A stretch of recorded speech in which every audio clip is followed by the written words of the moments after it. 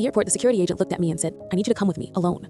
The metal door closed behind me and I felt the air change. They sat me in the windowless room with my suitcase open on the table and the security officer in front of me saying there was an alert on my name.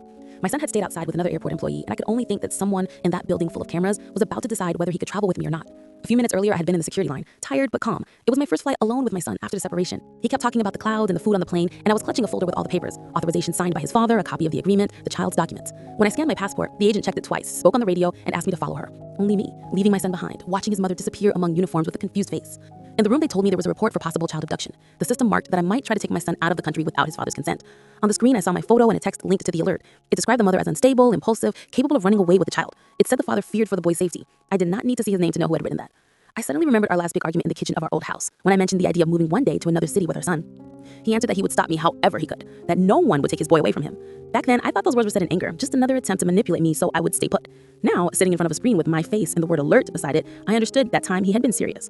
The officer asked me if the father knew about the trip. I explained that yes, the authorization had his signature, and he had even sent part of the money for the ticket. With shaking hands, I pulled out the folder and handed it over. She checked every page calmly, verified dates and names, took photos with a tablet. Meanwhile, I imagined my son on the other side of the metal door, staring at the signs, not knowing if he would get on the plane he had dreamed of for weeks. Then she asked for my phone.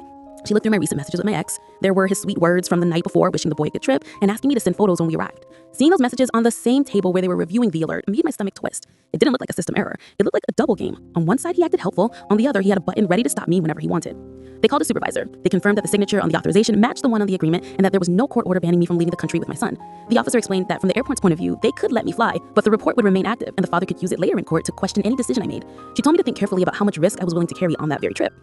I felt anger, shame, and fear all mixed in my chest. If I got on the plane, he would have a perfect argument to paint me as irresponsible. If I gave up the trip, his silent threat would win once again. I looked at the clock on the wall and thought of my son sitting on a metal chair, asking over and over if it was finally time to board the plane he had dreamed of for weeks. I chose the only thing that, at that moment, seemed to protect him a little. I told the officer I preferred to cancel the flight and solve the report before crossing any border.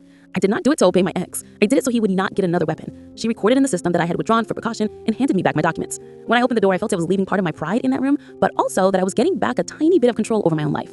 When I saw my son, I had to swallow my tears. He looked at me, searching for a clear answer. I told him the trip would be postponed, that there was a problem with some papers and we had to fix it to avoid trouble. He was disappointed, but he hugged me without blaming me. That hug right there in the security area was the only thing that truly felt safe in the whole airport. In the parking lot, I called a lawyer friend and told her the full story. I sent her pictures of the screen with the alert and of the signed authorization. She told me what my ex had done was serious and that there were ways to respond, even by proving that despite the alert, he had cooperated with the trip. While I listened, I felt my fear changing shape. It stopped being just panic and turned into a list of concrete steps. We did not board that plane, but that day I understood something I had refused to see for years. My life with him was no longer about agreements. It was about control. If he wanted to keep using systems and reports to watch a move, I would learn to use the law to set limits. Maybe the trip was delayed, but in that airport, another kind of journey began. The one where I decided to stop living under invisible threats and truly protect my son's freedom and my own.